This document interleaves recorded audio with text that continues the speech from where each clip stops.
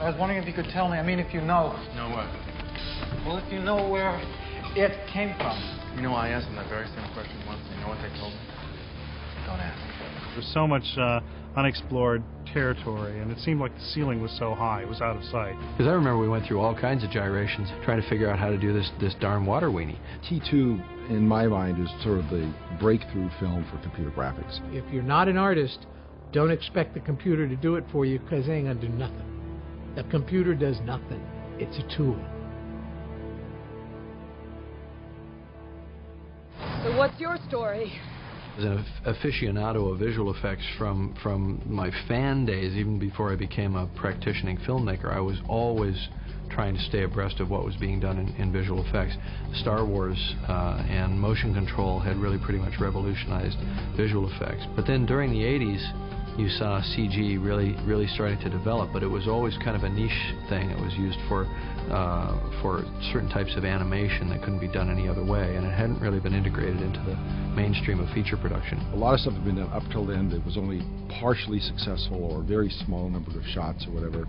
When I started at ILM, what the computer graphics department was being used for was for stylized, non-realistic things. We were still a long way from CG becoming an important player at that point. The company needed something to gravitate around, and that we could sort of prove the technology is either going to go somewhere or it isn't. Well, as we began to work with computer graphics, it became apparent that almost anything that you wanted to do with it, there was a way to do it if you put enough time and effort into it. There were kind of clues it would work, and there were plenty of people to say it wouldn't.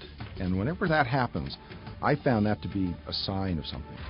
We were in uncharted territory now, making up history as we went along.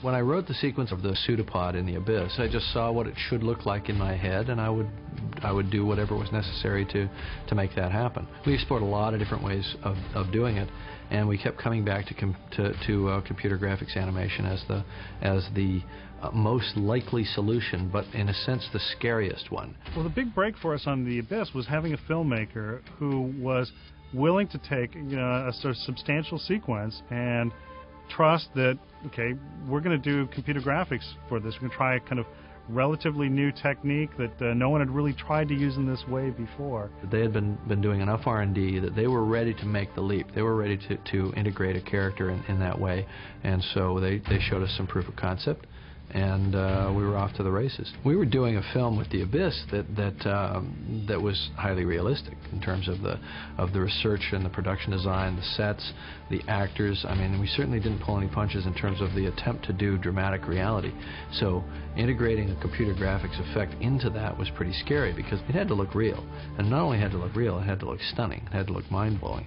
So the bar was set very high. Jim's one of the rare people to be able to work his script and direct his script around available technology, and to be able to sort of see the next step and take a chance on it. He's always a risk taker, and was being someone who would understand that it was going to be hard to do. I recall it being sort of 10 or 12 months of hell getting these shots done, and it was like pulling teeth because the render times are so horrendously long. Our entire computer graphics department had 900 megabytes of online storage. That was it.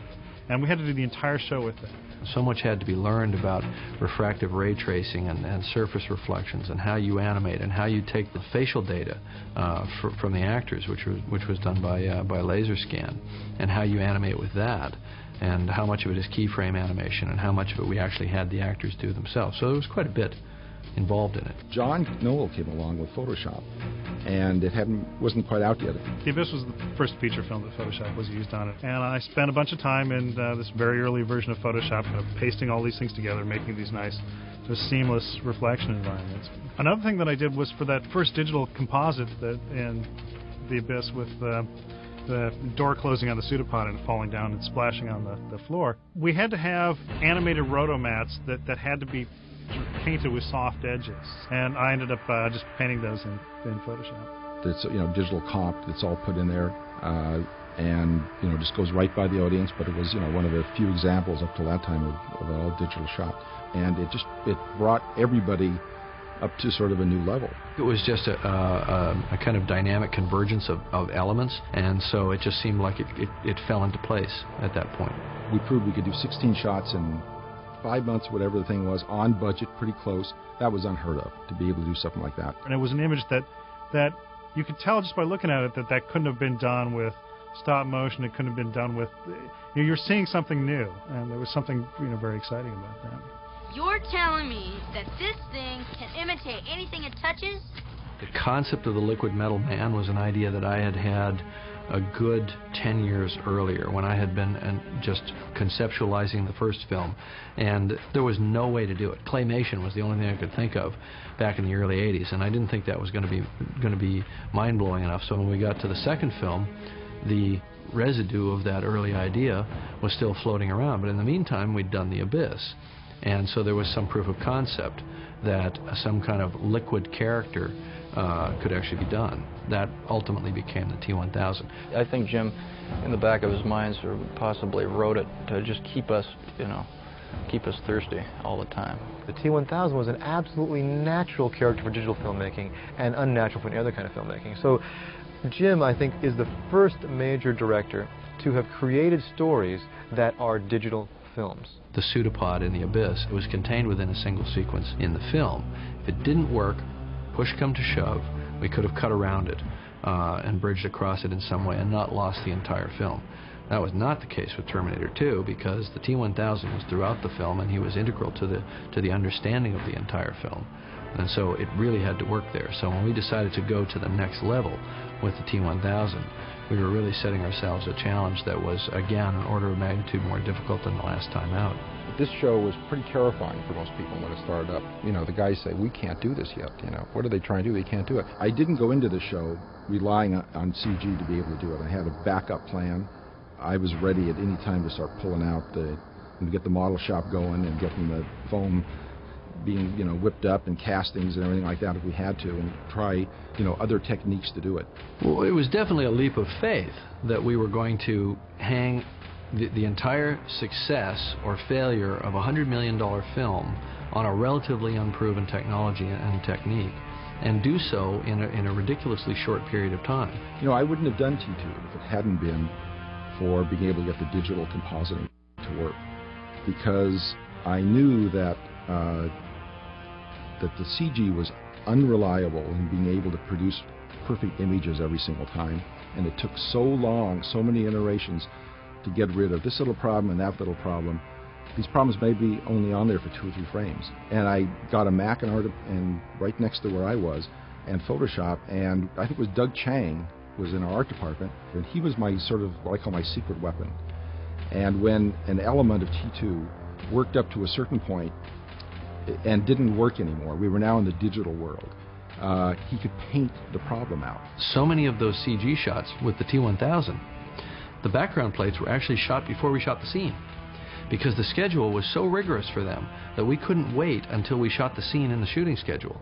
So we had to imagine what the scene was going to look like, build a set of just the background for that particular effect shot, whether it was a piece of floor, whether it was the elevator, or wherever we could contain it in that way, shoot all those plates in advance, agree on the lighting in advance, agree on the camera angle in advance, give them the plates, have them begin working on the visual effect shots, and then weeks or months later we actually shot the scene that ran up to it and came after it, and somehow those shots had to drop right in. What was special about Terminator 2 was this was the first time we were going to marry these technologies.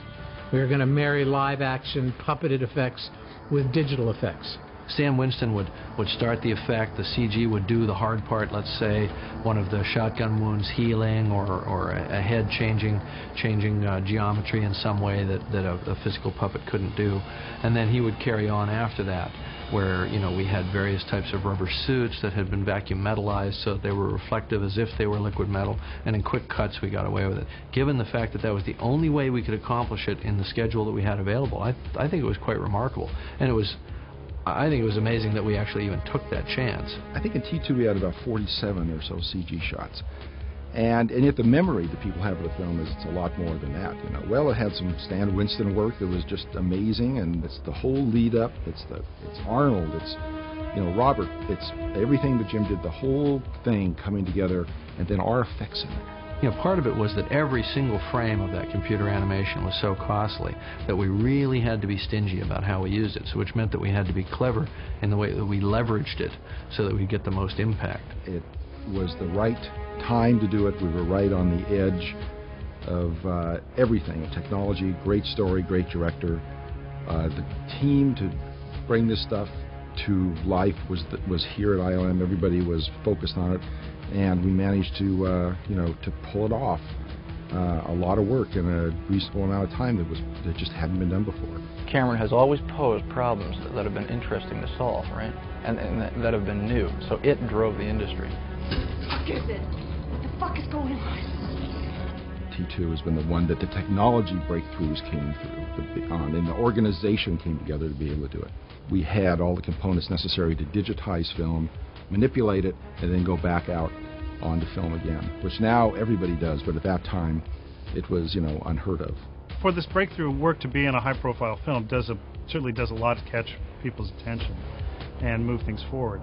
We had first done morphing on Willow, but that didn't quite grab people's attention the way that the morphing in T2 did. So this was the thing they remembered, and they attributed all the success to that. But really, it's always a whole. And then suddenly it became kind of a fad. There was a 4-year stretch where you couldn't turn on the TV without seeing morphing in a television commercial. Morphs had an impact on the market, and unfortunately, so many of the satellite companies literally had a price list for it. Morph, $35. I think everybody always looks for a simple kind of one-stroke answer for why a film is successful, and this is always a mistake. They see this and they get excited and they go, give me some of that. Can you give me some of that in my movie? But they don't really get it. People thought, oh, if I just make a film that's got those effects in it, it'll be successful, and that wasn't necessarily the case. People became fascinated by it, and that's okay. That's cool. That's fun. That helps establish the tools and make them available. But the things that interested me were not an emulation of that which had been done, but people that were using the tools in new ways. T2 really got the company jazzed up about CG, but it didn't get the industry jazzed up, and I could never figure that out. I think even after T2, CG still felt pretty experimental to me. I think it was too hard to look at that shape-changing guy and saying, what else can it be? But it's a lot easier to look at a dinosaur and say, oh, it could be another type of dinosaur. Or it could be a dragon, or it could be maybe someday a person. I think when I saw how they took what they had learned there and they applied it to what they did on Jurassic Park, that it really blew the doors off it. A lot of people come to me and say, boy, that Jurassic Park was the breakthrough film, wasn't it? And I say, I don't think so. To me, Terminator 2 was the breakthrough CG film. If we had not done The Abyss and if we had not done Terminator 2, we wouldn't have done Jurassic Park. And hence the industry would be 5 years behind. We set the bar up to a new level, and Jurassic Park moved it, but that was a very different thing. They weren't relying on something that had been done before. And then, Death Becomes Her did. And then after that, I think it started to branch out, and so many people were trying so many new things at that point that it really just exploded. In a panic, they tried to pull the plug.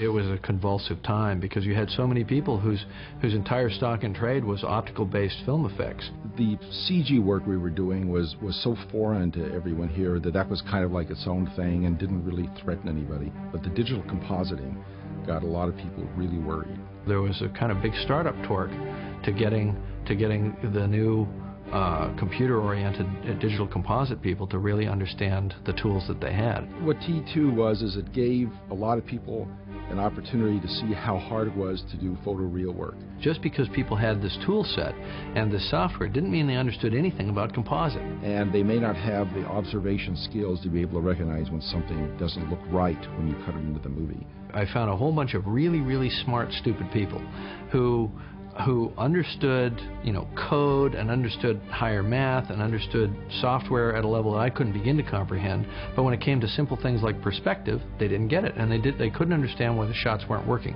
They should have worked. The math said the shot would work, but the shot didn't look real. Why not? Well, how about perspective? How about aerial perspective? How about this? How about that? How about shadows? How about it now? All these subtle things that anybody who had a background in optical printing would understand. We gave everybody from the original optical department a chance to be the first group in doing it. A lot of those guys have gone on to become some of our best people because they had a lot of experience in being able to judge colors and pick this and this, and get things to work really good.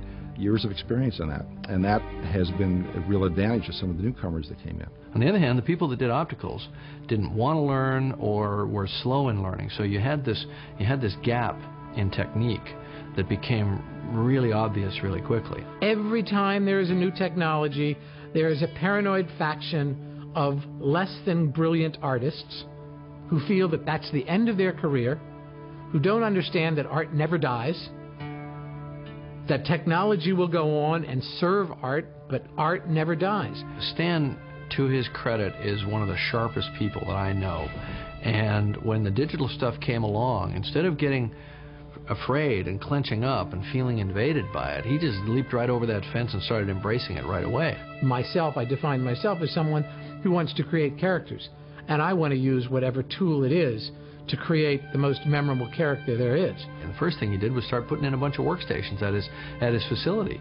Now here's a guy who does rubber and hydraulics and all that, but he wanted to have this other capability as well. The brilliant people in the field, the people like the Jim Camerons and the Steven Spielbergs and now the Peter Jacksons who understand the art of storytelling, use all the tools because it's foolish not to. When Terminator 2 came out, and I saw that in the movies for the first time, I realized that as a filmmaker I had to get involved in this new technology because otherwise I was going to be left behind. I mean, this was an incredible tool, I think it really opened it up to an almost infinite horizon. It gave us ideas, took us in new directions. I mean, things we would have never... The more processes that you can do in the digital realm, the better off you're going to be, because there's no degradation, there's no generational loss, there's no scratching and dirt in the elements.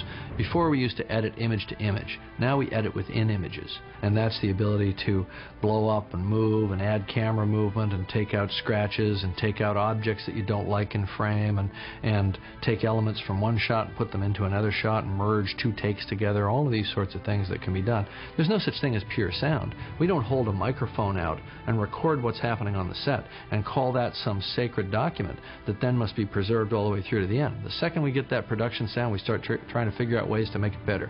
Putting in sound effects, putting in music, cleaning it up, doing ADR, a lot of the dialogue is post-loop. Why would we think of the image as any different than that? Why would we think of the image as something that's fixed in amber at the moment that it's photographed, and when it could be manipulated after the fact, as an artist would continue to overpaint a painting? It's an iterative process. It's constantly getting better and better and better, up to the limit of your ability to see what's wrong and manipulate it and make it better. Before the digital technology existed, you could imagine all those things, and then the compromises would begin at that point.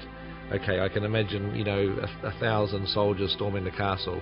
Well, we're only going to have 30 extras, and it's a model castle, and we're somehow going to have to use, matte paintings or forced perspective, and we're going to have to, you can't have 1,000. There's no way. And it used to be a situation where if you couldn't get somebody to do it, and you couldn't figure out a way to rig it so that it really happened in the real world, it wasn't going to be in your film. But now you can do it with essentially CG stuntmen, and the interaction with fire effects and water effects and everything has gotten sophisticated enough. If you can imagine it, you can accomplish it, and you can accomplish it safely. I think there's a way to do a shot in the real world. You try to do that. You look into it. If there's no way to do a shot in the real world, you do it as a digital shot. If you're going for a vision, you go after that vision first and foremost, and don't let the real world dictate to you. Baby, this is going to blow them all away. It's very hard to wow audiences now because I think there's an assumption that, they just did that on a computer. Anything you can imagine can now be put on the screen. And I think what that does, in a funny kind of a way, is it actually takes the emphasis off the special effect. It's all right for audiences to take absolutely beautiful work for granted because it forces us as filmmakers to constantly go back to the human connection.